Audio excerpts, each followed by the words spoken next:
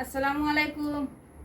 আপনারা যে আমার প্রশ্ন একটা করছো যে মাসি যে মাদ্রাসা খান সৃষ্টি করছো কোন কারণে কয়দিন থাকি চলে, ইনশাআল্লাহ আমি আপনাদের কই কোন কারণে আমরা মনে করো এই উত্তর লাইলাপুরের মাঝে মানে একটা ইসলামের প্রতিষ্ঠান করা হয়েছে যে রাস্তা অনেক দূরই, স্কুলও অনেক দূরই, মসজিদও অনেক দূরই।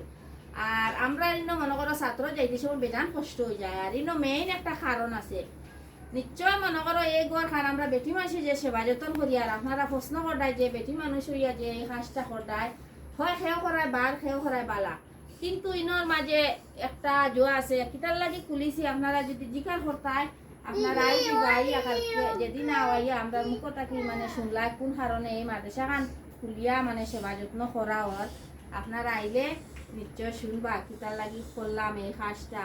আর আমরা মুআল্লিমায় পড়াইতে কয়দিন থাকি আপনারা শুনবা। আসসালামু আলাইকুম।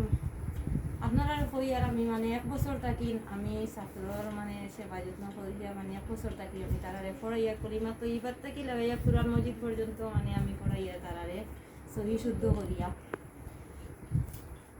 ইনশাআল্লাহ আমার এখানে মনে করো ছোটো ছোটো মনা হল অনেক দেখতে পাডায় আমার এটা সব মনা হলে।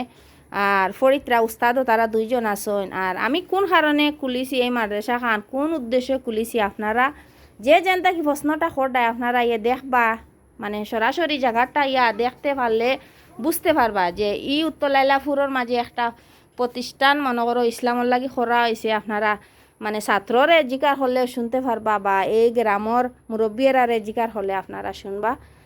আর অন্য রইল মাত ইনশাআল্লাহ আমার ছাত্র দেখাইতাম আপনারে।